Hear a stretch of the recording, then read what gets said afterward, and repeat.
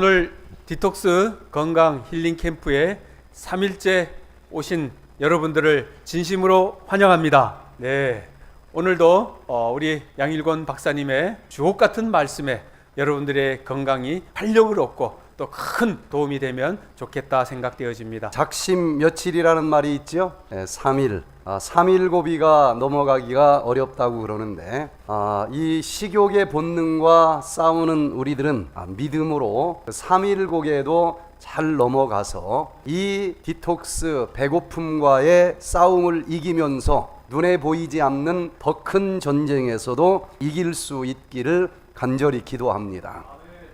의학이 발달된다고 하는데 불치병, 난치병들은 갈수록 더 많아져요. 도대체 왜 그럴까? 드디어 그 이유가 명쾌하게 밝혀졌는데, 지금까지 의학은 우리 몸속에 있는 세포에 대해서만 연구를 했습니다. 그런데 우리 몸속에 있는 가장 작은 생명체 세포가 여러 계산 방법에 따라서 다르지만 그 중에 제일 과학적으로 계산했다라고 하는 샌더의 계산 방법을 가지고 발표한 것을 보면은 한 65kg 체중 나가는 사람 몸속에 30조 개의 세포가 있다고 그럽니다. 그 세포의 유전자까지 다 밝혀졌고, 이 세포를 어떻게 하면 고칠 수 있느냐, 모든 의학은 여기에 초점을 맞췄는데 유전자가 밝혀진 지 얼마나 오랜 세월이 지났어요. 그런데도 불치병, 난치병은 갈수록 더 많아집니다. 그 이유가 10년 전부터 엄청난 발전을 하고 있는 우리 몸속에 살고 있는 또 다른 생명체가 있다는 것을 알게 된 거예요. 우리 몸속에 살고 있는 미생물들인데 얘들이 잘못돼도 내 몸도 같이 잘못됩니다. 그런데 세포 숫자보다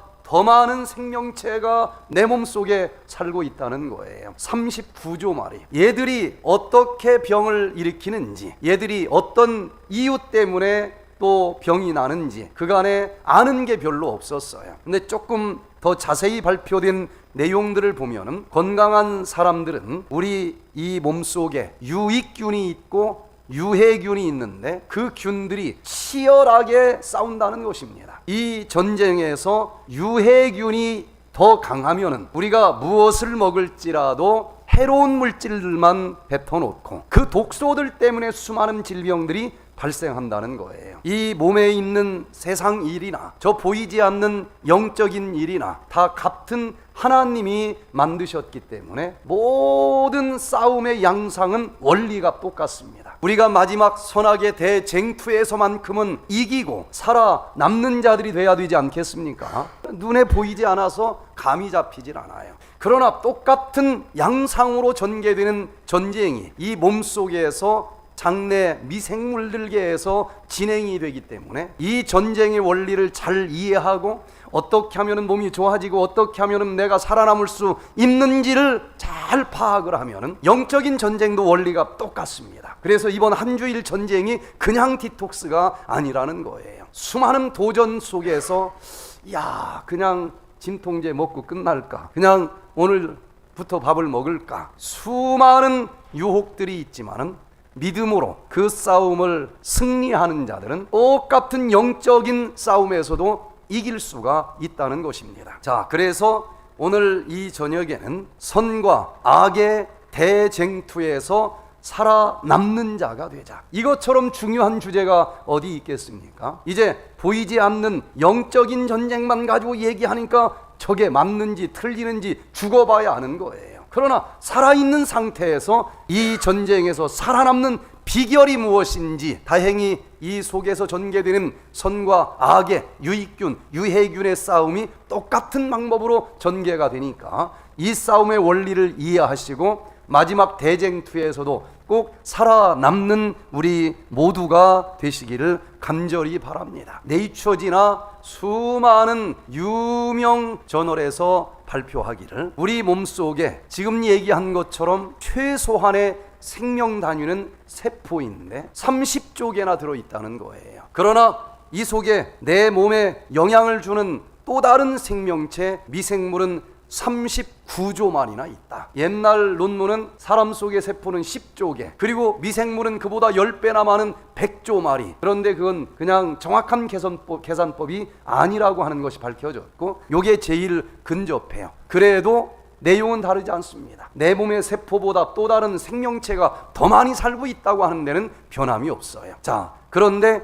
더 중요한 것은 몇 마리냐가 중요한 것이 아니고, 모든 질병은 그 속에 있는 유전자가 망가지면 질병이 생기는 것인데, 그 유전자를 고치면 질병이 치료되는 것 아니겠습니까? 그런데 내 몸 세포 속에 우리가 살펴봐야 될 유전자는 약 22,000개 정도가 들어 있습니다. 그 중에 어떤 유전자가 망가졌느냐에 따라서 모든 질병이 설명이 되고 치료 방법도 나올 수 있다는 거예요. 그런데 내 몸 속에 살고 있는 미생물들은 자그마치 유전자가 200만 개나 됩니다. 봐야 될 게 훨씬 더 많아요. 그러니 이 미생물을 전혀 알지 못한 상태에서 세포만 아무리 연구한들 질병을 정복할 수가 없었다는 것입니다. 그보다 더 심각한 문제가 있어요. 사람 속에 있는 유전자는 아무리 흑인, 백인, 여자, 남자 굉장히 다른 것처럼 보여도 눈은 몇 개 가지고 있습니까? 3개 가지고 있는 사람 보셨나요? 다 비슷합니다. 콧구멍은 몇 개 있어요?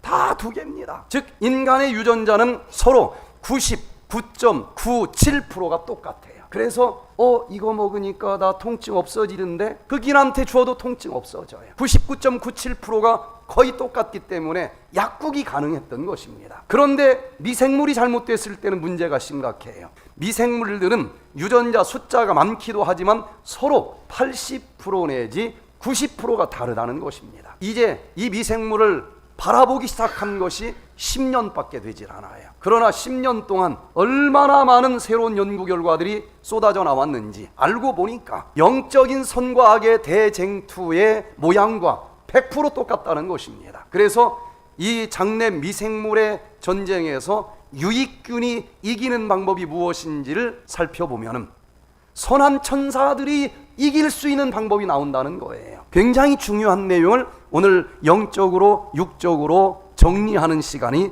되기를 바랍니다. 결론적으로 현대의학은 우리 사람이 가지고 있는 질병의 90% 이상이 장내 미생물과 관련지어서 발생을 한다는 것입니다. 그래서 요즘에 의사들은 만나서 얘기할 때마다 기, 승, 전, 그 다음 뭐가 나와요? 결이다. 그런데 의사들은 좀 내용이 달라요. 기승전 장이다. 뭐 어떤 전문 분야의 연구를 했느냐, 피부과냐 뭐 심장내과냐에 따라서 얘기하는 기 좀 달라요. 그러나 기승전 다 다르게 전개되는 것 같아도 마지막은 그거 불치병, 장을 바라보면 답이 나온다. 결론은 장으로 간다는 거예요. 굉장히 뜨거운 핫 이슈가 장내 미생물입니다. 자, 그런데 지금 발표된 것을 보면은 우리가 알고 있는 거의 모든 질병들이 뭐 지금까지 의학으로 치료되면 그대로 하면 돼요. 그러나 아무리 봐도 불치병, 난치병이다. 그것은 장내 미생물을 보면은 답이 나온다. 수많은 아토피, 천식, 알레르기, 갑상선, 뭐 기능 저하증,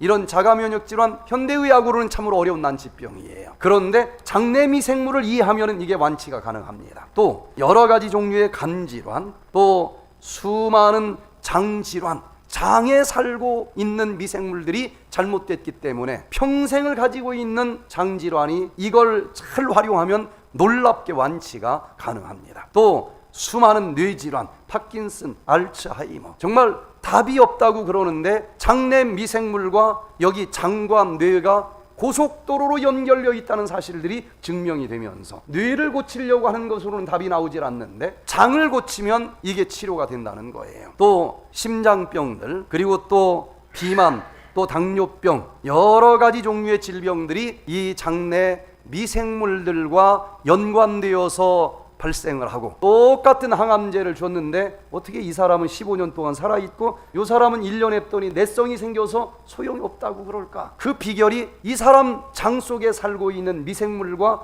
이 사람 장 속에 살고 있는 미생물이 다르기 때문에 그렇다고 밝혀지고 있어요. 자, 그래서 오늘은 이 유해균과 유익균이, 건강한 사람들은 유익균이 2 있으면 유해균이 1 정도 비율로 있다. 그러면은 균형이 맞아져서 질병 없이 건강하게 산다는 사실이 밝혀졌어요. 그런데 이 비율이 깨지면서 유해균이 너무 많아졌다. 그러면 전문 용어로는 디스바이오시스라 이름을 붙였고 장내 미생물이 불균형 상태가 왔다. 모든 질병은 여기서부터 출발을 합니다. 치료가 되려면은 요 불균형을 균형지게 해주면 치료가 된다는 거예요. 그러려면 유해균이 좋아하는 것은 안 먹어야 되겠고 유익균이 좋아하는 건 더 먹으면 되겠죠. 이 사실들이 지난 10년 동안 밝혀졌는데 얼마나 새로운 것들이 많이 밝혀졌는지 몰라요. 그런데 참 놀라운 것은 장내 미생물 이렇게 다 하나씩 유전자를 분석해서 읽을 수 있는 것이 지금 바이러스를 검사하는 PCR 증폭 검사 방법을 쓰면서 달라진 거예요. 옛날에 대변 검사할 때는 무슨 뭐 회충 이런 거나 본 겁니다. 박테리아를 본 게 아니에요. 현미경으로 보는 것으로는 불가능한데 그보다 더 작은 바이러스까지 유전자를 가지고 이제 분석하는 방법이 이 분석 기법이 10년밖에 되지 않아요. 그래서 바이러스 때문에 발전을 했는데 그러면 그보다 좀 박테리아는 큰데 그것도 유전자로 보면은 뿔 달렸는지 이렇게 안 봐도 이건 다른 종이다, 이건 변종이다 이렇게 밝혀낼 수 있지 않을까. 이렇게 장내 미생물 세계를 보기 시작하는 것이 10년밖에 되지 않는다는 거예요. 그러니까 여기서 밝혀지는 여러 가지 사실들은 얼마나 따끈따끈한 내용들입니까? 그런데 놀라운 것은 장내 미생물에 대해서 전혀 저는 몰랐는데 저는 10년 전이 아니고 30년 전부터 이 건강 강의를 했어요. 그러면 이렇게 최신 학문이 밝혀졌으니 그것도 모르고 강의했을 때 내용들은 얼마나 엉터리가 많이 있었겠어요. 하나도 틀린 게 없습니다. 성경과 증언의 기별에서 기록된 그 수많은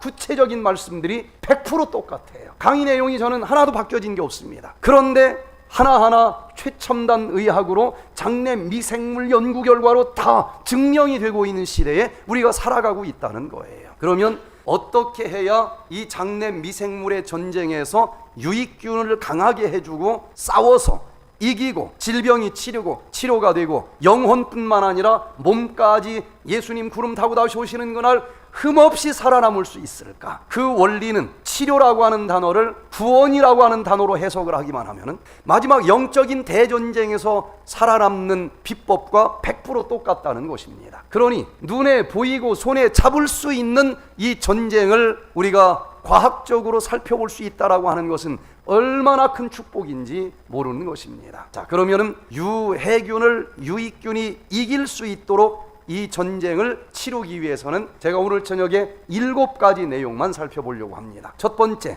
항생제를 멀리하라는 것입니다. 항생제가 페니실린이 나오면서부터 현대의학이 어마어마한 속도로 발전을 했어요. 그전에는 결핵 걸리면 그냥 죽지 않았습니까? 페니실린으로 결핵균을 죽이면서 이런 식으로 나가면은 질병을 일으키는 그 병원균마다 그냥 항생제 종류 다 개발하면 끝나는 거다.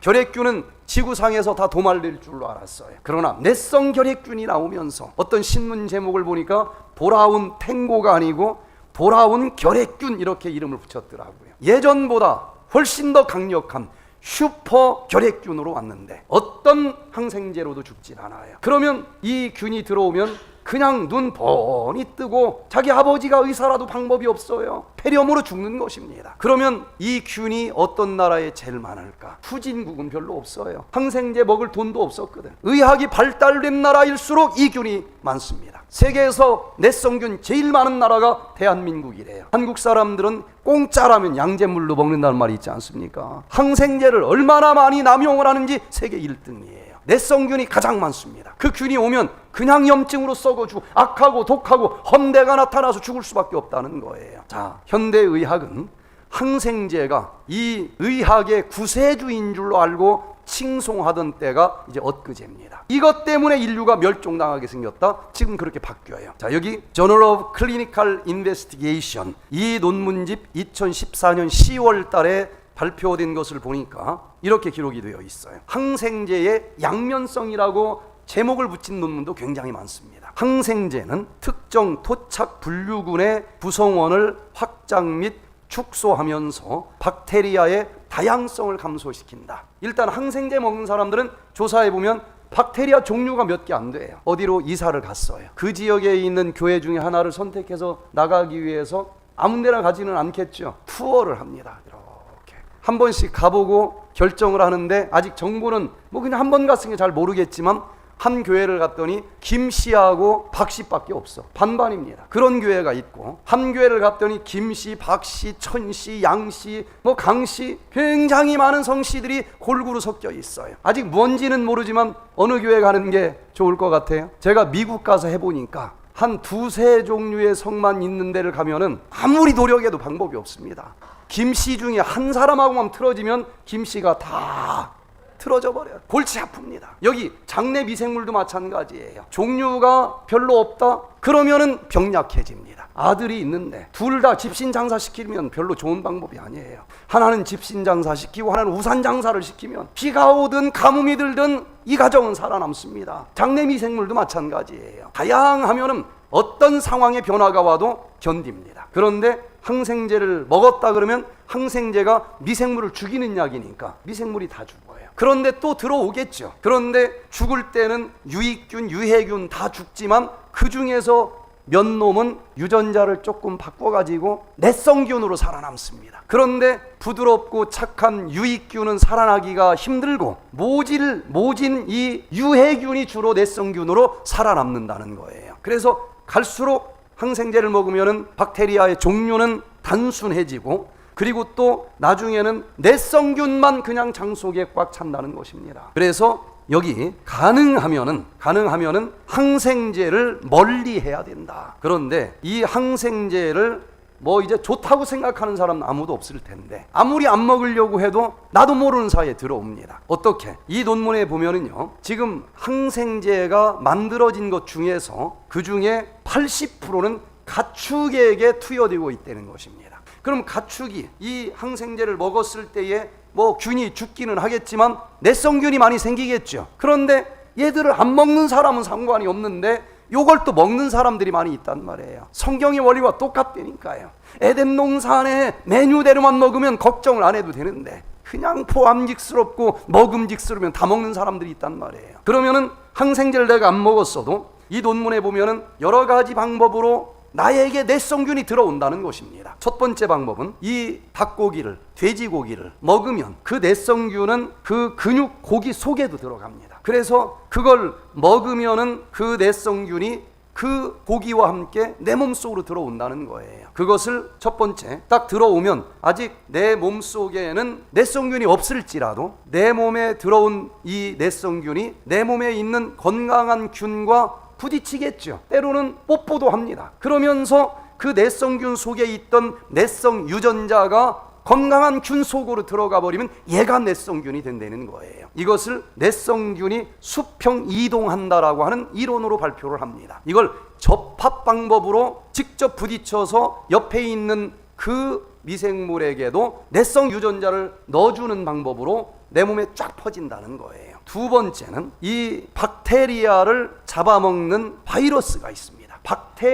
박테리오파지라고 그래요. 얘가 내성균에게 모기가 피 빨아먹듯이 딱 침을 꽂고 빨아먹습니다. 그때 내성 유전자가 박테리오파지로 들어갈 수 있어요. 그리고 건강한 또 박테리아를 또 침을 꽂아서 빨아먹을 때 그렇게 형질이 도입되는 방법으로 이동할 수 있다는 겁니다. 세 번째 방법은요, 이걸 다 삶아서 먹는다 할지라도 내성 유전자는 내 몸속에 떠돌아다닐 수 있습니다. 그 유전자 자체가 그냥 건강한 미생물 속으로 들어가면 또 내성균이 된다는 거예요. 아무리 삶아 먹어도 유전자도 단백질인데 단백질을 없앨 수는 없다는 것입니다. 그래서 앞으로 이 항생제 문제 때문에 전 인류는 악하고 독하고 헌대가 나타나는 어떤 균이 들어와서 염증을 만들었는데 이게 내성균이에요. 어떤 항생제로도 치료가 안 되고 그냥 눈 번이 뜨고 아무리 의학이 발달이 돼도 온몸이 악하고 독하고 헌대가 나타나는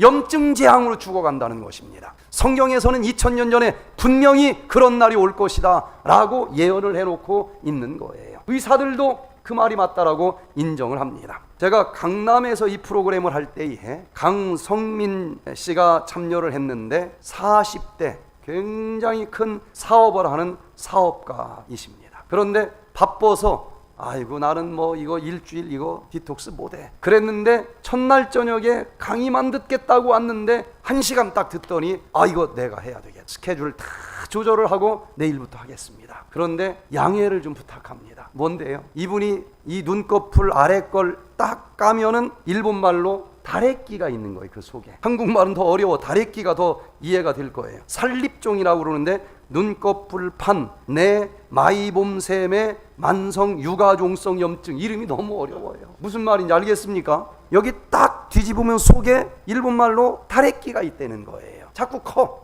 그러면 깜빡깜빡할 때마다 아프잖아요. 병원에 가서 칼로 찢어가지고 수술을 하는데 또 자라. 그럼 또 수술을 해야 돼. 보름에 한 번씩 정확하게 수술을 하는데 그렇게 13년을 해왔다는 거예요. 와, 오토파지 디톡스.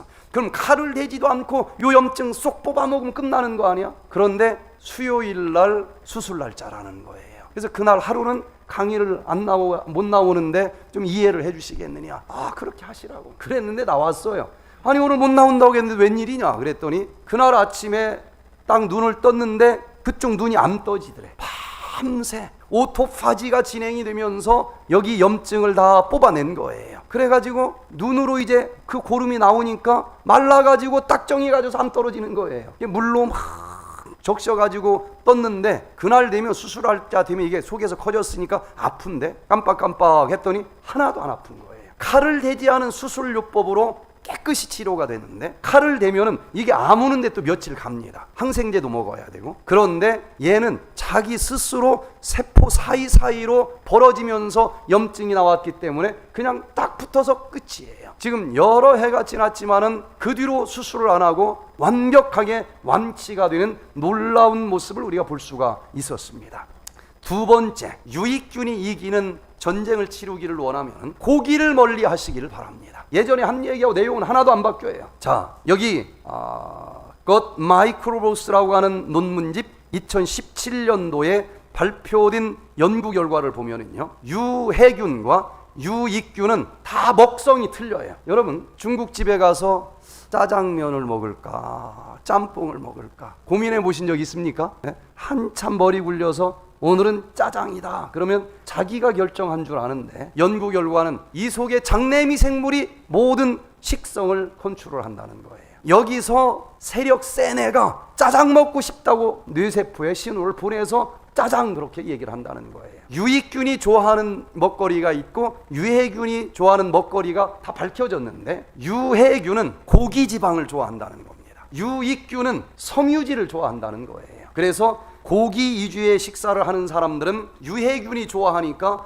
그걸 먹고 유해균이 엄청나게 숫자가 많아요. 그리고 이 고기를 먹는 사람들은 반찬이 별로 없죠. 고기에다가 먹어봤자 뭐 토마토 한두 입 먹든지 햄버거를 먹어도 그렇게 먹지 않습니까? 먹거리 종류가 단순하기 때문에 이 속에 그걸 먹고 사는 미생물의 종류도 단순해요. 그래서 저쪽 연구 결과를 보면은 아마존 지역에 사는 원주민들은 계속 잎을 저풀 뜯어 먹으며 살기 때문에 굉장히 많이 뜯어 먹어야 칼로리가 채워져요. 그들은 검사해 보니까 1000종류 정도의 미생물이 살고 있었어요. 근데 햄버거 고기 위주로 사는 미국 사람들은 평균 100종류가 넘지 않습니다. 한국 사람들은 그래도 반만 년 동안 채식을 해왔고 요즘은 미국 사람 비슷하게 먹지 않습니까? 그래도 미국 사람보단 조금 적어서 그런지 300종류 내지 500종류가 나와요. 정확하게 먹거리를 보면은 그 사람 장 속에 어떤 균이 사는지가 거의 맞는다는 것입니다. 그래서 이 고기 위주의 식사를 하는 사람들은 유해균이 많이 살고 또 종류가 단순해진다는 거예요. 그런데 여기 Journal of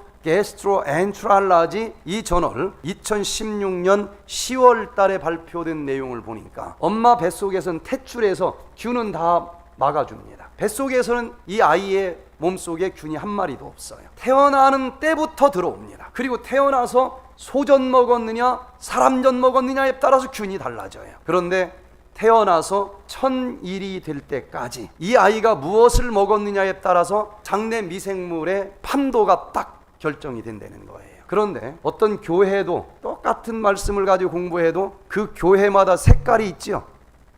다녀보면 색깔이 있습니다. 그거 고치기 쉽지 않습니다. 한번 판 짜지면 제3자가 들어가서 설 자리가 없어요. 마찬가지입니다. 여기도 유해균 누구, 유익균 누구 이렇게 딱 판이 짜지면 그 태어나서 1000일 내에 짜지는데 특별한 일이 없으면 거의 평생 간다는 거예요. 어렸을 때 뭐 싫어한 사람은 나이 들어서도 그거 싫어하는 겁니다. 그래서 태어나서 한 3년 될 때까지 아이들에게 무엇을 먹여야 되는지 오늘 강의 잘 듣고 손자 손녀에게 이걸 꼭 얘기해 줄 필요가 있어요. 평생이 결정이 됩니다. 그래서 한 2세 내지 3세 될 때까지 무엇을 먹느냐에 따라서 그거 좋아하는 미생물들이 결정된다는 거예요. 미국 시애틀에서 이 프로그램을 진행하는데 박관서 선생님이 참여를 하셨습니다. 이분은 1970년도에 이민을 갔어요. 공군 대령으로 예편하신 분인데 뭐 대령이든 뭐든 그때는 고기 그렇게 누구든지 많이 먹을 때는 아니잖아요. 미국을 갔더니 고기가 너무 싸고 너무 맛있더래. 매끼 고기를 먹었는데 30년을 그렇게 살면서 고기 먹을 때마다 야, 천국이 뭐 다른 곳이 천국이냐, 매 끼마다 고기 먹는 여기가 천국이지, 좋은 나라 온 줄로 알았다는 거예요. 그런데 그걸 먹었더니 장내 미생물 속에 뭐가 많아져요? 유해균이 많아지는 겁니다. 유해균은 먹은 음식마다 우적우적 먹고 독소를 품어내는 거예요. 그리고 또 고기는 콜레스테롤이 많으니까 동맥경화증이 생기고 혈관이 좁아져요. 또 고기 속에는 포화지방이 많아서 피를 끈적끈적하게 만듭니다. 2중 3중 원인으로 손끝, 발끝, 여기 심장에서 먼 쪽이 혈액순환이 안 돼요. 얼음처럼 찹니다. 색깔로 거무죽죽하게 죽어가요. 그러더니 이게 썩어가는 병이 걸렸는데 이건 어떤 병원을 가도 답이 없습니다. 어떤 균 때문에 생겼으면 그 균 죽이는 약을 바르면 낫는데 이건 혈관이 막힌 거예요. 병원에서 이런저런 걸 다 하는데도 안 낫는 겁니다. 그래서 병원에서 할 수 없이 당신 살려면 손목, 발목을 잘라야 될 것 같다. 아니면 다 썩어서 죽는다. 그 소리를 듣고 그냥 깜짝 놀라서 도망 나왔대요. 이거 어떻게 자르고 어떻게 살아요? 한국 사람들이 민간요법도 대가들 아닙니까?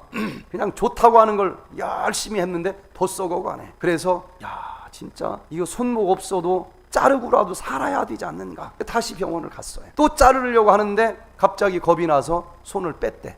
오늘은 다 자르지 말고 여기 제일 많이 썩은 새끼손가락 하나만 자릅시다. 의사도 안 돼 보였는지 딜이 성공이 됐어요. 그래서 새끼손가락 자르고 붕대에 손을 감고 딱 나오다 보니까 백퇴된 프로그램을 한다는 게 포스트에 붙어 있는 거예요. 뭔지 모르지만 끌렸어요. 왔습니다. 그래서 고기가 그렇게 해로운 거야? 요것도 알고 음식을 완전히 바꾸고 딱 5일이 지났는데 거무죽죽 하던 손이 혈색이 도는 거예요. 혈색이 돌면서 손 좀 보라고 찾아와서 얘기합니다. 아직 붕대도 띄지 않은 상태예요. 발도 썩어 들어가서 미군 풋닥터가 있습니다. 아주 비싼 특수 신발을 신었는데도 아장아장 걸었는데 쾅쾅쾅 걸어도 괜찮다는 거예요. 일주일 집회 끝나고 마지막 날 이분이 나와서 인사를 하는데 붕대를 감은 손을 딱 들더니 15일 전에 이 수술을 했다는 거예요. 내가 보름 전에만 백퇴된을 알았어도 요것도 안 잘라도 됐는데 이게 너무 아쉽다는 거예요. 여러분, 이 먹거리를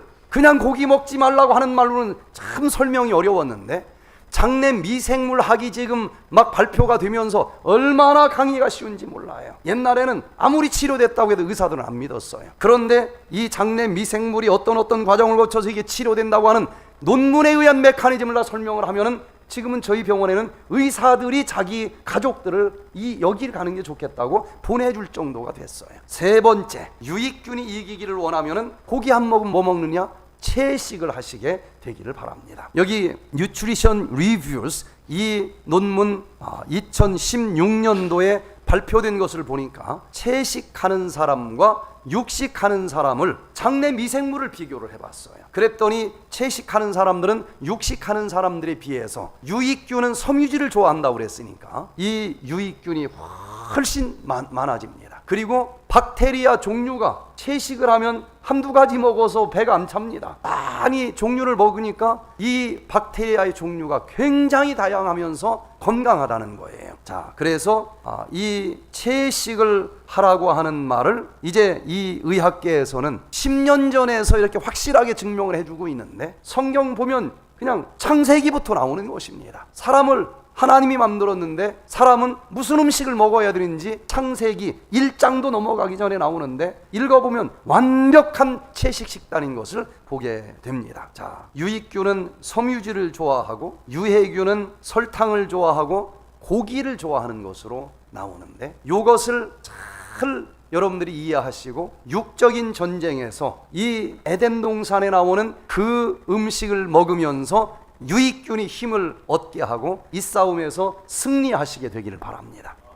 영적으로는 우리가 떡으로만 살 수 있는 존재가 아니라 그랬지 않습니까? 말씀으로 살아야 되는데 하나님께서 가르쳐 주신 음식을 먹어야 되듯이 하나님께서 하신 그 말씀을 먹으면서 마지막 선과 악의 대쟁투에서도 꼭 살아남는 자들이 되시기를 바랍니다. 네 번째, 설탕을 멀리해야 된다는 거예요. 여기 Critical Reviews in Food Science and Nutrition 이 논문집 2021년도에 발표된 것을 보니까 유해균은 일을 하기 싫어해요. 유익균은 우리가 먹어도 섬유질은 소화를 못 시키지 않습니까? 버리는 거예요, 우리는. 그런데 유해균은 자기가 수고한 만큼 삽니다. 열심히 일을 하는 거예요.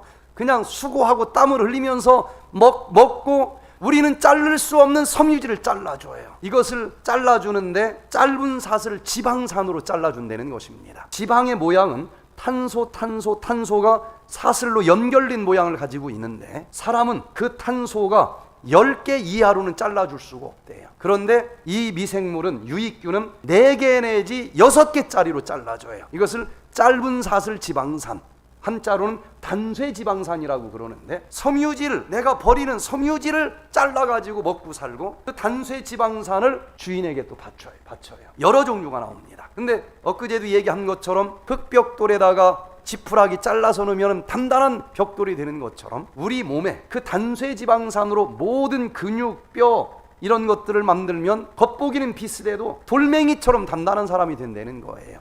면역세포를 이걸로 만들면 면역세포가 땡끝처럼 강한 자가 된다는 것입니다. 그런데 이 유해균은 그냥 고기나 좋아하고 설탕 이미 다 소화된 거 아무것도 안 하고 입으로 딱 받아먹는 것만 한다는 거예요. 그래서 설탕을 먹으면 유해균이 이걸 먹고 유해균이 막 새끼를 치고 숫자가 많아지고 그러면서 무얼 먹든지 간에 숫자가 많아진 유해균이 그 음식을 먹고 부패한 독소를 품어내면서 그 독소 때문에 장벽이 다 망가지고 절대로 들어갈 수 없는 장벽이 허물어지면서 독소가 우리 몸속으로 침입하고 얘가 혈관 타고 돌아다니다가 어디에 가서 달라붙었느냐에 따라서 수많은 종류의 질병이 발생한다는 것입니다. 자, 그래서 이제 이 고기를 먹지 않고 설탕을 먹지 않는 것이 백투에덴에서 치료하는 굉장히 중요한 치료 원리 중에 하나입니다. 제가 30년 전에 호주에 갔더니 이경순이라고 하는 고등학생이 전신성 홍반성 낭창증 질병을 왜 이렇게 어렵게 이름을 붙였나 몰라요. 전신이 울긋불긋한 홍반으로 다 그냥 짓물러버리는 낭창이 생겼다는 거예요. 아주 대표적인 자가면역 질환입니다. 면역세포가 공격을 하는 거예요. 여자들에게 더 많아요. 이거 걸리면 10년을 버티지 못하고 대부분 죽습니다. 무서운 불치병이에요. 근데 여고생이 이 병으로 걸려가지고 그냥 119 타고 일주일에 한 번씩 그냥 생사를 넘나를 들면서 간다는 거예요. 보니까 어머니가 이 재림교회 집사님인데 50이 넘어서 이 아이들을 데리고 호주 백인 남자하고 이민 가서 결혼을 해서 살고 있는 가정입니다. 그런데 그 어머니가 철저하게 채식을 하는 분이에요. 그래서 물어봤습니다. 이 경순이가 고기를 먹습니까? 안 먹습니까? 고기는 입에도 안 된대요. 그러면 통닭도 안 먹습니까? 안 먹는데. 그럼 콜라는 마십니까? 안 먹는데. 그게 제가 해줄 게 없는 것 같아요. 제가 더 해줄 게 뭐가 있어요? 다 했대는데. 그래도 저럴 리가 없는데 하고 얘만 조용히 있을 때 물어봤어요. 야, 너 내가 굉장히 중요한 질문을 할 텐데 너 진짜 통닭 안 먹어? 그랬더니 사방을 둘러보더니 엄마 없는 걸 확인하고 집에서는 안 먹는데 나가면 3마리씩 먹는데 너 그럼 콜라도 안 마셨어? 콜라에다 밥을 말아 먹는데 밖에 나가면. 그래서 제 마음속에 소망이 생겼어요. 나쁘게 하는 사람을 만나면 요거 고치면 고친 것만큼 좋아지거든요. 그래서 한국에 가자. 그래서 제가 덕유삼 요양원을 할 때 데리고 왔습니다. 딱 15일 하니까 약을 다 끊고 깨끗해지는 거예요. 좋아집니다. 여러 사람이 이 방법대로 좋아지는 걸 우리가 볼 수가 있었어요. 설탕을 먹으면 장내 미생물 중에서 유해균 숫자가 많아지고, 유해균이 막 독소를 품어내면은 그 장에 우리 몸에 살고 있는 면역세포의 70%가 바로 옆방에 같이 살아요. 유해균이 많아지면 얘들이 만들어낸 이 독소 때문에 미생물이 이제 면역세포가 약해지고 아군 적군을 구별하지 못하고 자기 몸을 공격하는 자가면역 질환이 생기는 거예요. 아토피, 알러지 이런 여러 가지 자가면역 질환이 장내 미생물을 고쳐줄 때에 놀랍게 치료가 됩니다. 5번째, 유익균이 이기기를 원하시면 소금 섭취를 좀 줄이라는 거예요. 한국 사람들은 짜게 먹는 민족 중에 하나입니다. 국제보건기구에서 먹으라고 하는 염분 섭취 권장량보다도 2.4배를 더 많이 먹어요. 많이 먹으면 어떠냐? 여기 네이처라고 하는 유명한 논문집 2017년 11월 달에 발표된 연구 결과를 보니까요, 독일의 베를린 의과대학에서 연구한 것인데, 소금을 많이 먹으면 장에 살고 있는 이 유산균이 다 죽는다는 것입니다. 유익균이 다 죽는다는 거예요. 그런데 반대로 TH17 헬퍼 면역세포는 더 강해진대요. 그럼 얘가 무슨 일을 하는가? 이 면역세포가 총을 쏘면은 우리 세포가 다 짓물러 버리면서 염증이 생기게 하는 여기 인터루킨 17이라고 하는 총을 쏴요. 그래서 자가면역 질환을 가진 사람들은 이 면역세포가 과도하게 많이 활동한다는 것이 특징인데, 짜게 먹으면은 이 면역세포가 너무 강하게 활동을 하면서 내 몸을 염증으로 만들어 버린다는 것입니다. 자, 그래서 짜게 먹는 것이 해롭다 그러고, 6번째, 식품 첨가물. 이게 너무 작은 것이기 때문에 많은 사람들이 이 부분에 대해서 그냥 넘어가는 경우가 많아요. 채식을 꽤 한다고 하는 사람들이 백퇴den에 와서 하는 소리가, 아이고 저는 엉터리로 했네요. 말만 채식이에요. 고기만 안 먹으면 채식인 줄 알아요. 5대 영양소를 골고루 갖춰서 먹어야 되고, 그리고 전국의 채식 식당 제가 다 가봤는데 조미료는 다 씁니다. 고기만 안 들어갔지 다 써요. 소스 다 들어가 있어요. 치료해보면 치료가 안 됩니다. 자, 식품 첨가물, 자연계에는 없었어요. 하나님보다도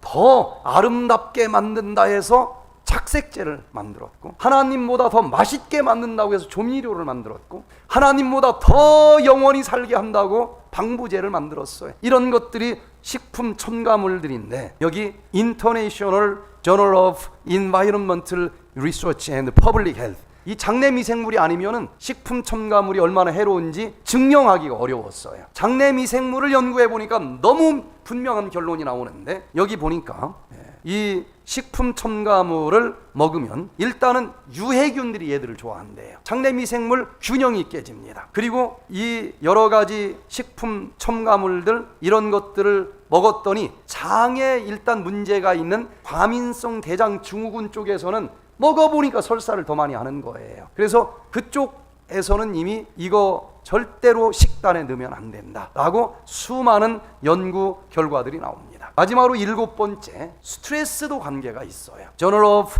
Neuro and Endocrinology, 이 논문집 2018년 2월 달에 발표된 논문의 그림을 하나 좀 살펴보면은요, 장내 미생물 총, 장내 미생물 세계라는 뜻이에요. 거기에서 유익균들은 이 우리가 먹고 아이고 이거 소화 못 시키는데 하고 장으로 내려보낸 섬유질을, 그걸 단쇄 지방산으로 잘라주고 그걸 먹고 삽니다. 그리고 그 단쇄 지방산을 자기만 먹는 것이 아니고, 이것을 우리 장과 뇌가 고속도로로 연결되어 있어요. 그쪽으로 직접 뇌세포로 보내준다는 겁니다. 그리고 이 장내 미생물들은 뇌신경 전달 물질까지도 만들어냅니다. 그러면은 얘가 미주신경을 타고, 혈관으로도 아니에요, 미주신경을 타고 바로 뇌세포로 들어가는데, 이런 뇌신경 전달 물질 그리고 단쇄 지방산이 뇌세포를 만드는데 많이 들어갔다 그러면 120년 살았는데도 치매가 안 온다는 거예요. 또 도파민을 만드는 흑색질이라고 하는 공장을 얘로 만들어주면은 100살 먹었는데도 도파민이 잘 만들어지면서 파킨슨이 안 와요. 자, 또 한편으로는 이 장내 미생물들이, 유익균이 이렇게 많아지면은 먹는 것마다 이 좋은 것만 만드니까 바로 그 옆방에 살고 있는 모든 면역세포 중에 70%가 장에 산다고 하는 것으로 밝혀졌는데, 이 면역세포도 기분이 좋은 거예요. 정말 이웃 잘 만나면 얼마나 행복합니까? 그래서 이 면역세포들도 기분이 좋으니까 좋은 사이토카인만 분비를 해요. 아까 TH17 같은 애들이 많으면은 내 몸을 망가뜨리는 총알을 쏩니다. 그런데 이런 면역세포들은 아군은 절대로 총을 안 쏴요. 암세포만 쏩니다. 병원균만 쏴요. 그래서 혈관을 타고 얘가 또 뇌세포까지 가서 뇌세포에서 나쁜 놈들만 죽이고 좋은 건 절대로 건들지 않는다는 거예요. 이렇게 이 장내 미생물이 누가 있느냐에 따라서 뇌세포에 직접적으로 연결을 주어서 장, 뇌, 연결축 이론이라고까지 얘기를 합니다. 그래서 우리가 세로토닌이라고 하는 이 호르몬이 나오면은 마음이 평안하고 행복해요. 그런데 지금까지는 세로토닌이 여기 뇌세포 솔기핵에서 만들어지는 것으로만 알고 있었어요. 그런데 알고 보니까 그건 10%, 5% 내지 10%밖에 되지 않고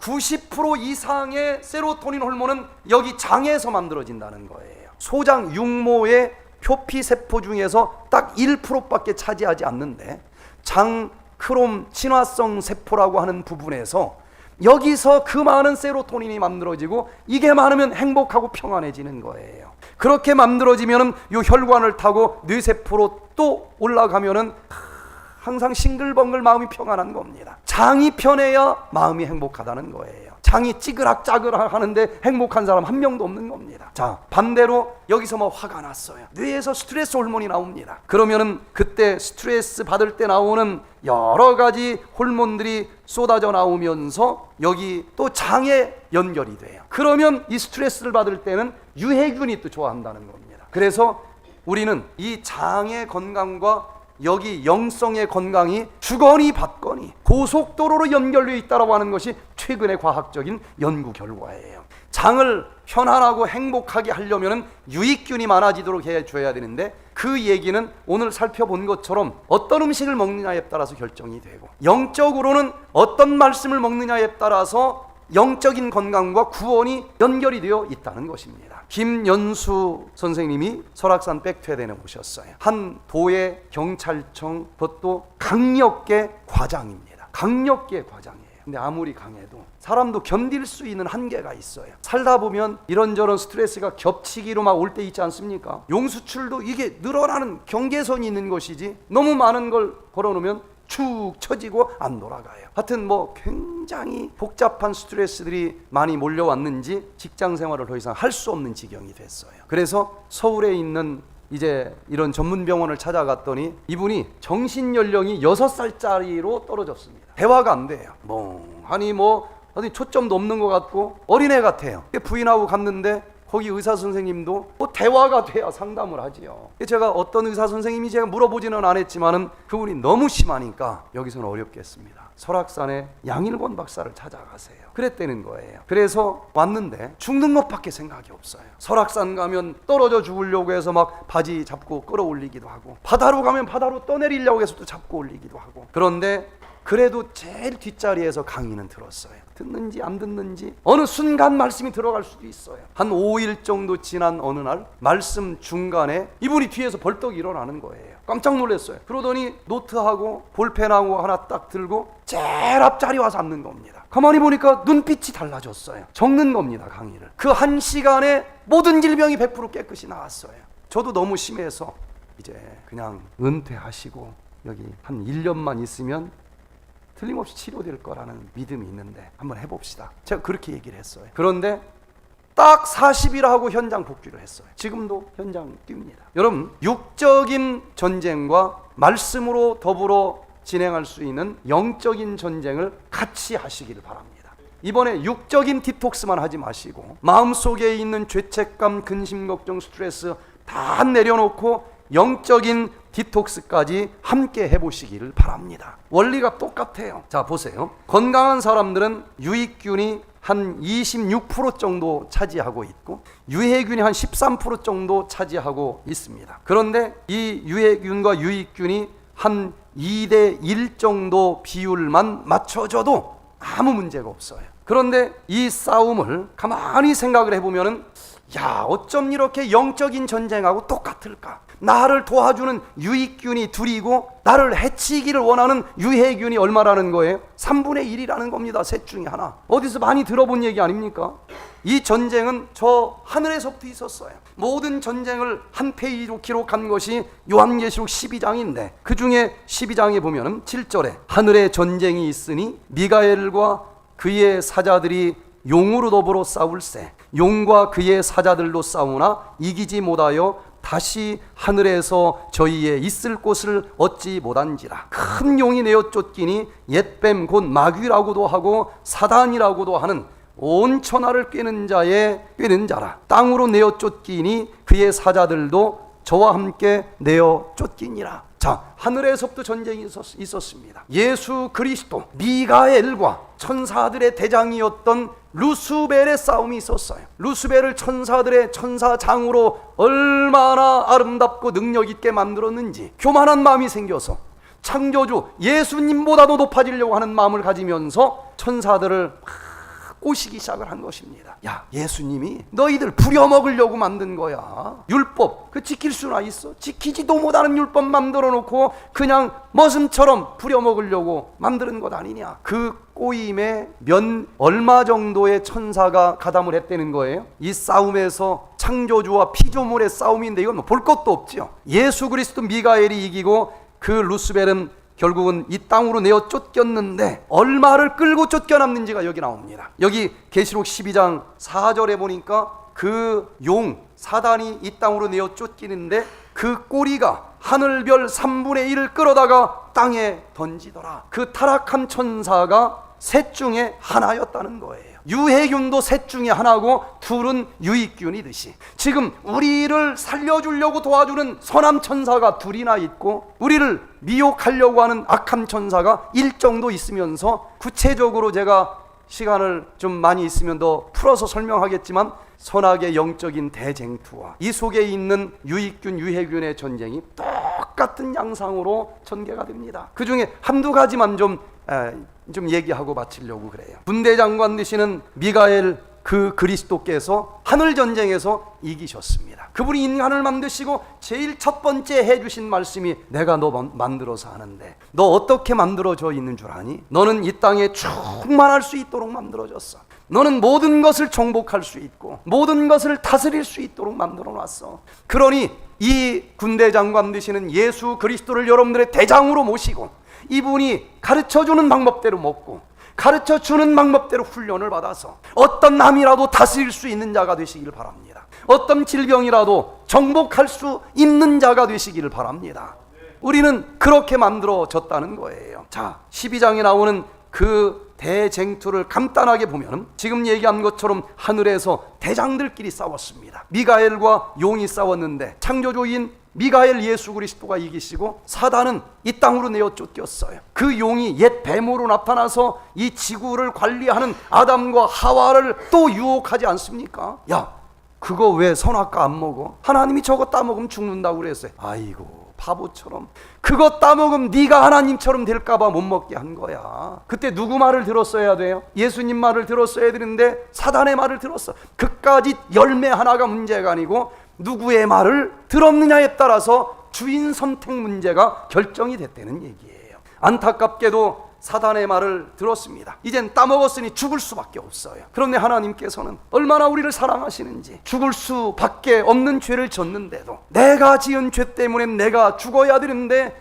예수님을 이 땅에 인간으로 아기 예수로 태어나게 하셔서 우리가 지은 모든 죄를 짊어져 주시고 대신 죽어주겠다라고 하는 창세기 3장 15절 구속의 경륜을 발표하는 것을 사단이 들으면서 예수님이 인간의 아기로 태어난다? 하늘에서는 창조주와 피조물의 싸움이라서 내가 어떻게 해볼 겨를이 없었지만 인간으로 오면은 첫째 아담도 이미 내가 넘어뜨렸는데 둘째 아담 이건 해볼 만한 싸움이다. 그래서 이제 2차 전쟁은 그 아이와 그 사단의 싸움 아닙니까? 그런데 그 수많은 사단의 유혹을 물리치고 죄를 하나도 지은 적도 없이 율법을 지킬 수 없다라고 하는 그 말을 보기 좋게 부수기 위해서 하나님의 신성은 쓰지 아니하시고 인간의 능력만 가지고 기도하면서 죄를 하나도 짓지 않고 사셨어요. 죄를 하나라도 졌으면 죽어봤자 소용이 없습니다. 그 당신의 죄 때문에 죽은 것이지 우리의 죄를 짊어질 수는 없었던 거예요. 그런데 그 예수님께서는 한 번도 죄를 지은 적이 없이 율법을 지키셨고, 그리고는 이 사단에 의해서 십자가에서 돌아가십니다. 얼핏 보면 사단이 이긴 것처럼 보이지만 그걸로 끝난 전쟁이 아니죠. 3일 뒤에 부활하셔서 하늘로 올라가셨습니다. 이 땅에서는 예수님과 싸워 미혹할 수 있을 거라 생각했는데 오히려 인간의 구원을 위해서 사명을 다 감당하도록 도와준 꼴이 됐습니다. 하늘로 올라가셨어요. 이날만 기다렸던 사단은 닥쳤던 게 하늘 쳐다보는 격이 돼서 얼마나 분이 나는지 그 아이를 낳은 여자라도 좀 한번 괴롭혀야 되겠다. 성경에서 여자는 교회를 상징합니다. 그 여자, 하나님의 참된 교회를 핍박하는 전쟁이 1260년 동안 진행이 되고 이제 더 이상 전쟁이 없어요. 마지막 4차 대전쟁, 이 전쟁에서 살아남는 자들이 돼야 되지 않겠습니까? 이들이 바로 남은 자손인데 우리는 이제 이 마지막 전쟁에서 어떻게 하면 살아남을 수 있는지를 꼭 알아야 될 거예요. 요한계시록 제일 마지막에 어떤 사람이 살아남는 자들인지 분명히 가르쳐 주셨습니다. 자, 여기 계시록 12장 17절에 어떤 사람이 살아남을 자들인지 가르쳐 주셨는데 같이 한번 읽어보겠습니다. 시작. 용이 여자에게 분노하여 돌아가서 그 여자의 남은 자손 곧 하나님의 계명을 지키며 예수의 증거를 가진 자들로 더불어 싸우려고 바다 모래 위에 섰더라. 더 이상 싸움은 없어요. 여기에서 이제 용이 싸우는 상대편이 돼야 살아남을 것 아니겠습니까? 여자, 교회 중에서도 정말 예수님 오실 때 살아남을 자들의 특징 두 가지를 가르쳐 주셨어요. 하나는 하나님의 계명을 지키는 자들, 또 하나는 예수의 증거를 가진 자들이라 그랬습니다. 그러면 그 남은 자손이 누구인가? 다 구원받는 것이 아니라 남은 자만 구원받는다라고 로마서에서도 기록이 되어 있는데 하나님의 계명을 지키는 자들이 살아남겠다 그랬어요. 마지막 심판을 받을 것입니다. 심판을 받고서 살아남는 자들이 돼야 될 텐데 심판이 있으려면 법이 있어야 되는 거예요. 법이 없는데 어떻게 심판이 존재할 수 있겠습니까? 성경은 한마디로 얘기하면 사랑하자는 것이고 두 마디로 얘기하면 누구 사랑하자는 거예요? 하나님 사랑, 인간 사랑. 어떻게 하는 것이 하나님 사랑이고 인간 사랑인가? 첫 번째부터 네 번째까지 계명이 하나님 사랑하는 방법, 다섯 번째부터 10번째까지 계명이 인간 사랑하는 방법, 10계명 따로 살아가라고 하는 법 따로 알고 있는 사람이 있는데 같은 얘기인 것입니다. 여러분, 하나님의 말씀대로 하나님의 계명대로 순종하면서 살아가시고 내 능력으로 하는 것이 아니라 성령의 능력으로 그렇게 사시면서 살아남는 자들이 되시기를 간절히 바랍니다. 두 번째, 예수의 증거를 가진 자들이어야 된다 그랬습니다. 예수의 증거를 가진 자들은 도대체 뭘 의미할까? 여기 계시록 19장 10절에 예수의 증거가 무엇인지를 풀어서 써주고 있는데 대언의 영이라 그랬어요. 영어로는 The Spirit of the prophecy, 예언의 영을 가진 자들이라고 했습니다. 여러분, 성경에 적어도 3분의 1은 예언으로 이루어져 있는데 그 예언의 영을 가진 자들이라고 하는 것은 그 예언을 해석할 수 있는 사람, 그런 자들이 살아남는다는 것입니다. 도대체 이게 무슨 말일까? 여러 가지로 해석을 할 수 있겠지만 마지막 때에 칠재앙이 쏟아지고 어마어마한 독소가 이 지구에 가득 차고 악하고 독하고 험대가 나타나서 다 썩어 죽는다 그랬습니다. 염증으로. 그런데도 예수님은 살아남는 자들은 영혼만 살아남는 것이 아니라 몸까지 완전히 흠없이 살아남기를 원한다 그랬는데 의학적인 세계에서는 2016년도에 그게 왜 가능한지, 하나님께서 이미 이 속에 오토파지 자동 청소기를 다 만들어놨고 그 스위치만 키면은 모든 염증 독소 다 청소될 수 있다는 것을 2016년도에서야 이 세상은 알게 됐는데, 예언의 영을 가진 사람들이 보면은 2600년 전에 이미 요엘서 예언의 그 비결을 가르쳐 주셨다는 것을 어제 배우지 않았습니까? 저는 참 하나님 앞에 감사를 드리는 것이 2016년도에 노벨상 누가 받았나 하고 보니까 요시노리 교수가 받았는데 자동 청소기 있다는 거 발견을 하고 노벨상을 받았다는 거예요. 그러면은 어떻게 해야 그 스위치가 켜지고 이 독소가 싹 없어진다는 것인가? 논문을 찾아보니까 오토파지라고 하는 단어를 저는 쓰지는 않았지만 요시노리 교수가 그 스위치 키는 법이라고 얘기한 것을 저는 적어도 2016년도보다도 적어도 15년 전부터 이걸 현장에서 치료 방법으로 쓰고 있었습니다. 어떻게? 대언의 영을 갖고 있으니까. 그 하나님의 말씀 속에 있는 예언들을 누구든지 알기 쉽게 풀어서 써주신 그 예언의 영의 말씀들이 있기 때문에 그 말씀대로 이 과학자들이 깨닫기 몇십 년 전부터 그것을 알게 됐고 그대로 실천을 했더니 불치병들이 깨끗이 치료되는 것을 볼 수가 있었다는 거예요. 그런데 여기 요엘서에서 금식하고 애통하면서 돌아가죠. 어제 자세히 보지 않았습니까? 그런데 금식은 어떤 독한 사람은 할 수 있겠는데 모든 사람이 할 수 있는 것은 아니지 않느냐. 그런데 어제 본 것처럼 디 롱고 박사님이 배가 그렇게 고프지도 않으면서 모든 사람들이 할 수 있는 금식이 있다, 단식 모방 프로그램을 2016년도에서야 개발을 했는데 여기 이 성령을 영감적으로 대언의 영을 받아서 풀어서 써준 그 책에 보면은 그것보다도 120년 먼저 정확하게 모든 사람들에게 권할 만한 금식, 단식, 모방 그 식사가 무엇인지를 가르쳐 줬고 저는 이것을 정말 영감을 받아서 써주신 글이구나 하고 믿고 이 말씀을 30년 전부터 현장에서 할 수 있도록 해주신 그 하나님 앞에 감사를 드립니다. 이렇게 영적으로 육적으로 이 전쟁에서 살아남는 비결을 온전히 깨달으시고 그대로 실천을 하면서 육체적으로도 이 전쟁에서 치료되고 살아남는 자들이 될 뿐만 아니라 영적인 대전쟁에서도 살아남는 우리 모두가 되시기를 간절히 바랍니다.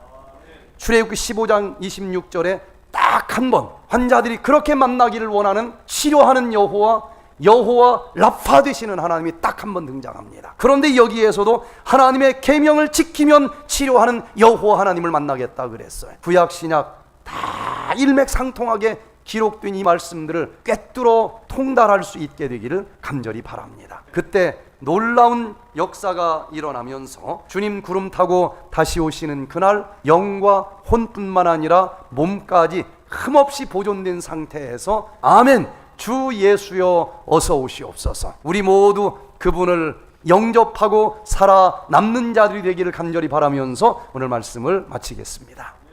선과 악의 대쟁투에서 이미 승리하신 예수 그리스도를 저희들의 주인으로 영접하기를 원합니다. 주님 먼저 느낄 수 있고 또 바라볼 수 있는 이 몸속에 있는 작은 전쟁에서 꼭 살아남게 해주시고 더 큰 영적인 전쟁에서도 살아남는 자들이 될 수 있도록 함께해 주시기를 우리 구주 예수 그리스도의 이름으로 간절히 기도드리옵나이다. 아멘. 네, 한 가지만 좀 말씀을 드리겠습니다.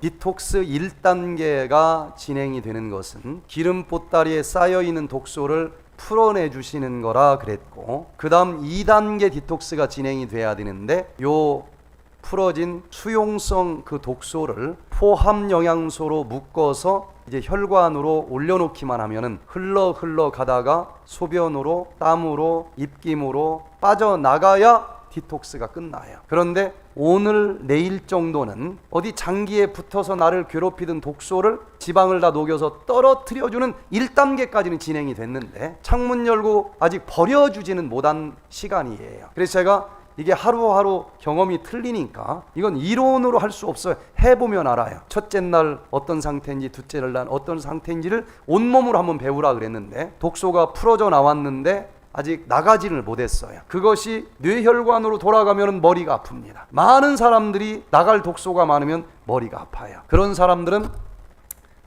땀을 좀 사우나나 이런 걸로 좀 빼주면 더 빨리 끝나요. 그리고 또 가장 심한 사람 중에 하나가 위와 장이 약한 사람들은 그걸 이렇게 뜯어내는데 메스꺼워요. 아주 불편해. 심하면 토하기도 합니다. 2주 전에 저쪽 남쪽 지방에서 이 프로그램을 할 때는 굉장히 건강해 보이셨는데 사모님이 첫날부터 배가 아파 죽겠다는 거예요. 아니 토한대 첫날부터. 그래서 제가 건강해 보이시지만 장이 안 좋으신 것 같아. 맞대. 3일을 토하는 거예요. 3일을 믿음으로 이겼어요. 이건 끝나고 나면 평생 가지고 있던 이 질병이 사라집니다. 4일 지나니까 제일 얼굴이 환해요. 막 날아갈 듯이 기뻐되는 거예요. 그래서 이 속이 좀 안 좋은 사람들이 있을 거예요. 오늘 내일 또 머리가 아프고 막 몸살 걸린 것 같고 이런 사람들은 여기서 멈춰야 될 때가 아니고 좀 걱정이 되면 카톡에 올리고 저한테 좀 상담을 하셔도 돼요. 치료가 잘 되는 사람들입니다. 마지막 날 1등으로 간증할 주인공들 감이에요. 그런데 이걸 모르고 들어가서 계란 홀라당 먹는 사람들이 있어. 너무 안타까운 것이니까 이거는 믿음으로 하는 겁니다. 믿음으로. 근거 없는 믿음이 아니에요. 검증된 믿음입니다. 그래서 카톡에다가 어디가 아프면 어디가 안 좋으면 올리세요. 또 서로 격려도 해주고 또 이게 진짜 병원을 가야 될 일인지 뭔지 그럴 때는 하여튼 저하고 연결을 해주면은 제가 무슨 일인지 또 이것 때문인지 다른 것 때문인지 이렇게 좀 분별을 해줄 테니까 잘 마지막까지 이 전쟁을 치르시고 이길 수 있기를 바랍니다.